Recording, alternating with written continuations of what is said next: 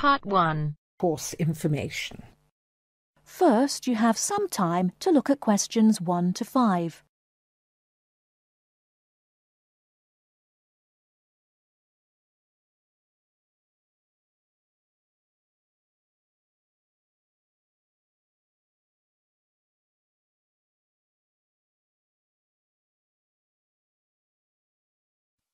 Hello, I wonder if you could help me.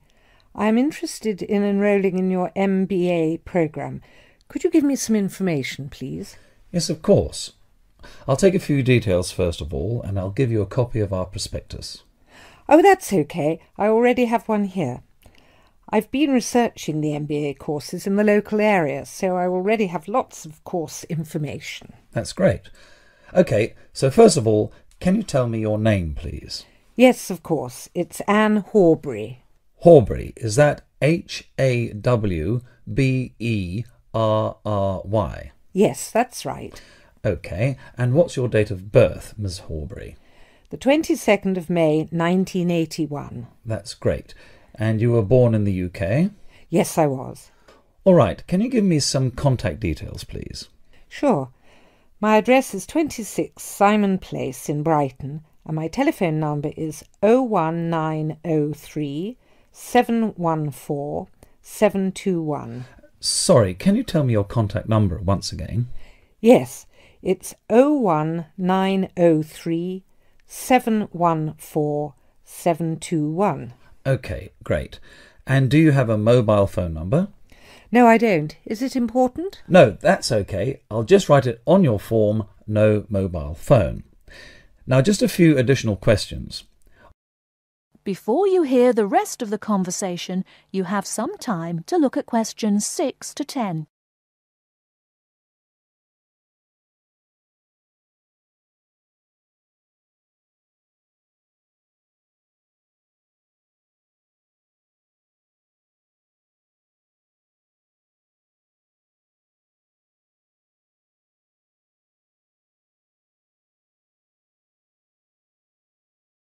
Now listen and answer questions 6 to 10.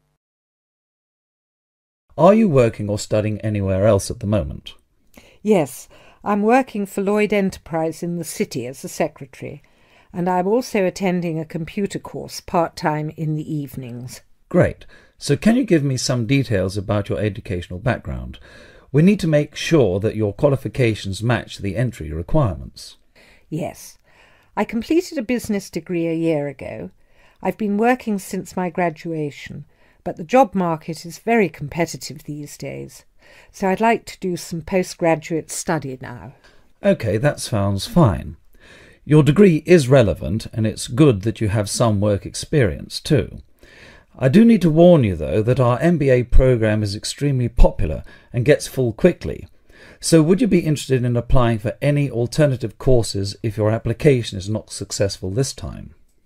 Well, my first choice would, of course, be the MBA, but yes, I've had a good look through your prospectus, and I would also be interested in the International Marketing course. That's great. It's always a good idea to keep your options open just in case.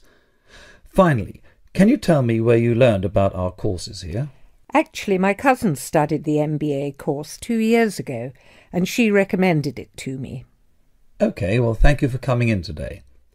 I will pass your details on to our admissions department. They should contact you this week with a formal application form, and they usually invite MBA candidates to come in for an interview. OK, well, thanks for your time. No problem. Good luck with your application. That is the end of part 1. You now have half a minute to check your answers.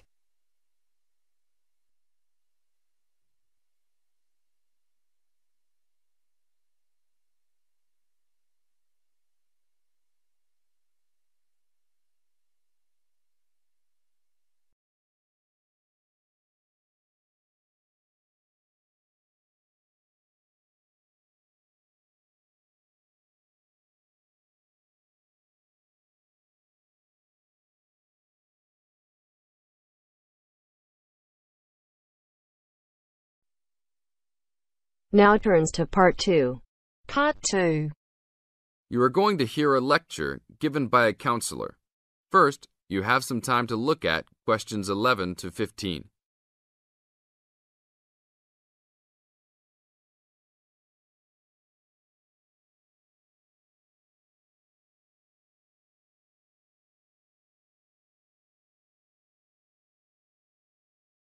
Now listen to the tape and answer questions 11 to 15.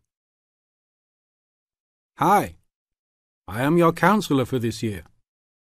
Today, we will visit the facilities available to you on our campus.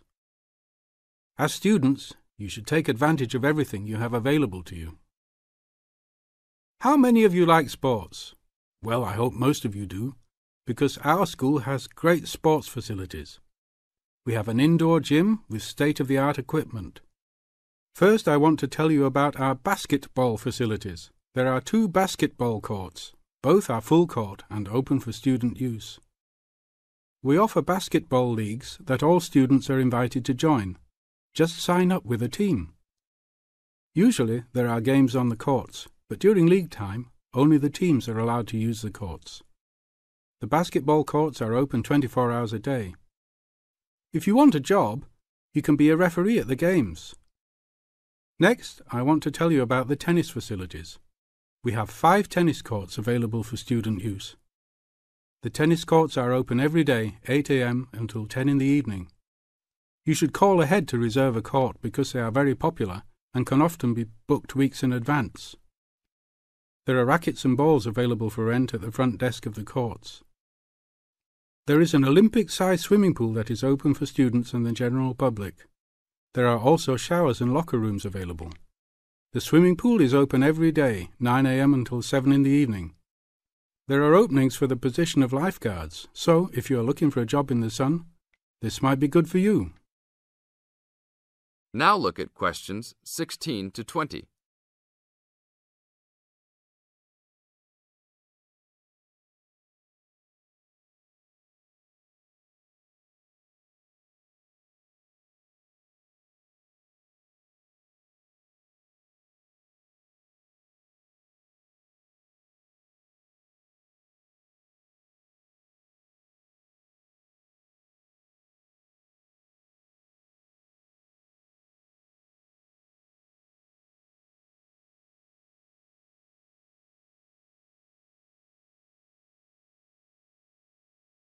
Now listen to the tape and answer questions 16 to 20.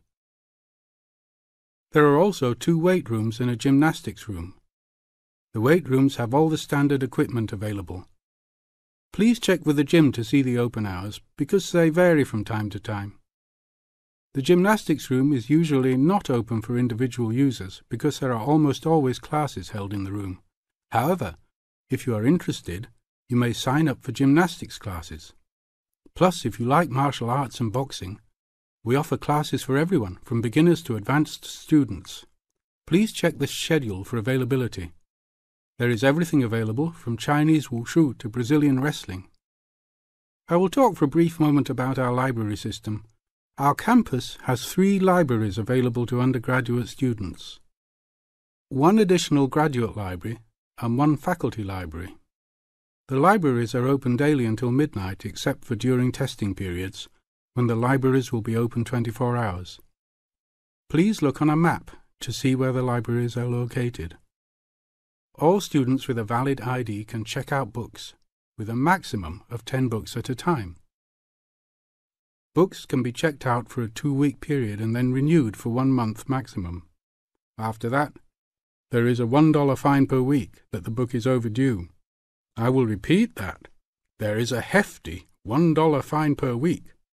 So it is a good idea to return books on time.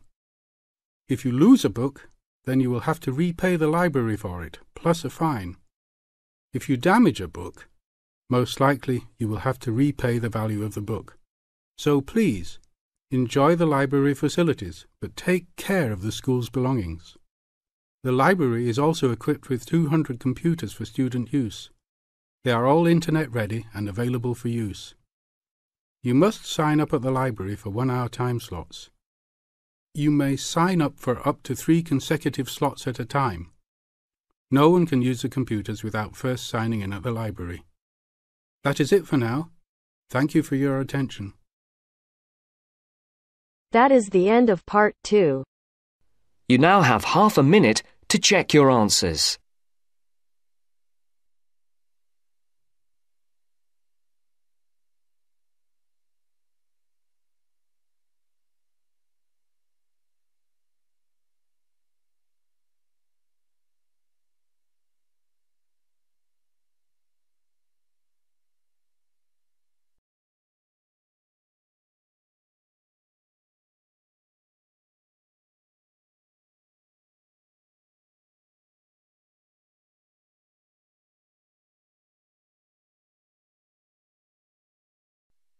Now turns to part 3.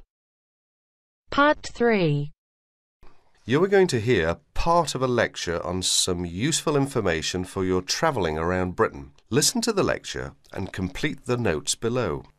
First, you have some time to look at questions 21 to 25.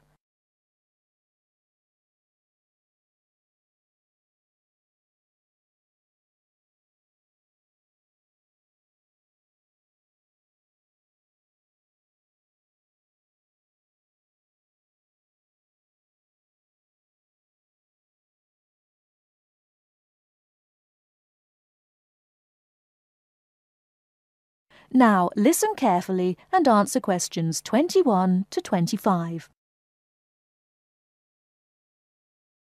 Good afternoon and welcome to the session on Britain. This afternoon I would like to provide some useful information for you about travelling around Britain. Britain has over 700 tourist information centres. You will find them at major ports, airports, stations, historic landmarks and towns, and holiday centres. So just look out for this sign that says Tourist Information. The staff will be able to answer your holiday queries, as well as provide essential maps, guides and brochures. Tourist information centres at major ports and airports in London and addresses of British Tourist Authority European offices are all listed on the Tourist Information Centres. Now, let's talk about the telephone in Britain. You know, Britain is well supplied with public telephones. Street kiosks take lop coins. In city centres, mainline railway stations, airports and central London underground stations, payphones and card phones are in operation. For the latter, small plastic phone cards are used, and these come in 10, 20, 40, 100 and 200 units and can be bought at post offices, news kiosks, station bars and shops where the green and white card phone sign is displayed. Before you hear the rest of the talk, you have some time to look at questions 26 to 30.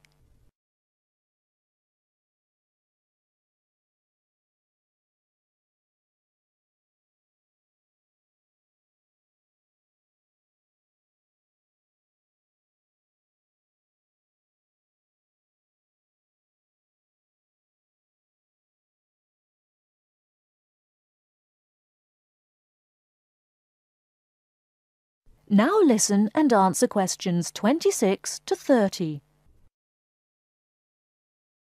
When using the different public telephone systems, make sure you read the dialling instructions carefully. Now let's see the banks in Britain. There are 24-hour banks at London's two main airports. One is Heathrow and the other is Gatwick. Otherwise, banks are normally open from 9:30 to 3:30, Monday to Friday. Barclays Bank and National Westminster Bank offer a Saturday morning service at some of their branches. National Gyrobanks has 42 bureaux de change located in post offices throughout the country in main tourist areas. Opening hours are 9 to 5:30 weekdays, 9 to 12:30 Saturday mornings. One exception to this is the Trafalgar Square office, whose opening hours are 8 to 8 weekdays and Saturdays, and 10 to 5 on Sundays. The Bureau de Change services are available to overseas visitors. Visitors can change their money there.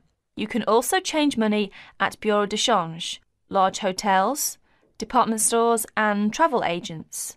Be sure to check in advance the rate of exchange and the commission charged, as these vary considerably. Wherever possible, you are advised to use the bank or bureau de change, which conforms to the BTA Code of Conduct. In most cases, this is indicated by display of the code. That is the end of part 3. You now have half a minute to check your answers.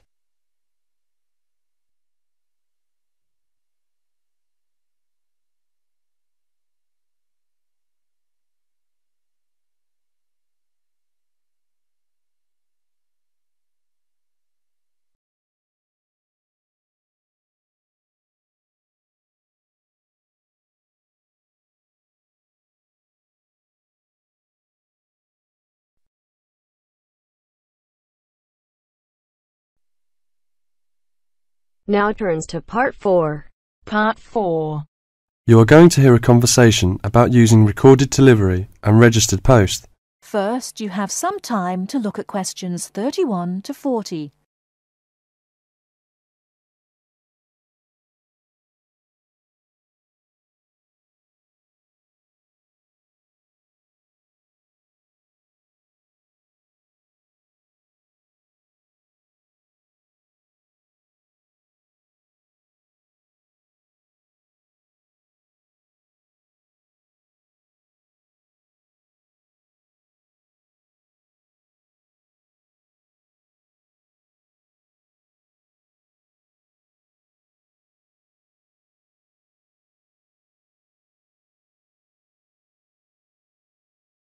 Now listen carefully and answer questions 31 to 40.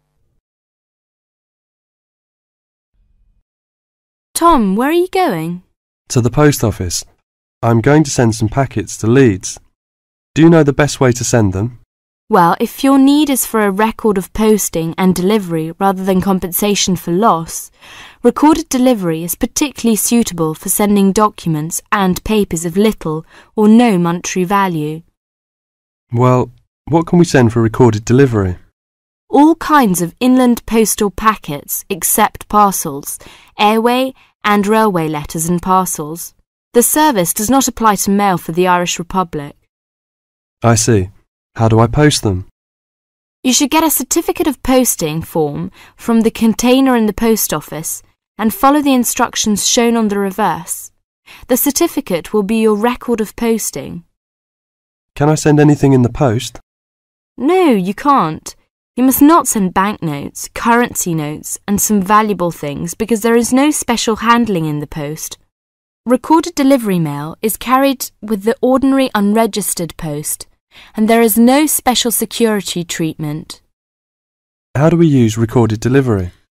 Well, when your letter or packet is delivered, it is signed for by the recipient and a record is kept by the post office. The post office does not undertake to deliver recorded delivery or any other mail to the addressee in person, but to the address shown. You can obtain confirmation of delivery by completing an advice of delivery form either at the time of posting or later. This form will be signed by a post office official, not by the addressee of the recipient. A fee is payable, which is lower if the form is handed in at the time of posting. Is there any compensation for loss? Well, compensation is limited. Compensation may be paid for loss or damage, but will not be paid for money or any other inadmissible item. If you want a speedy service for articles of value with extra security of handling en route, and wish to have compensation in the event of loss or damage, you should use registered post. What can we send if we use registered post? Any first-class letter or packet except airway letter or railway letter. How do we post? What should we do? Well, you should make sure that the packet is made up in a strong cover and then it is fastened with wax, gum or other adhesive substance. Hand the packet to the post office counter clerk, together with the cost of postage and the registration fee. Do not post it in the posting box.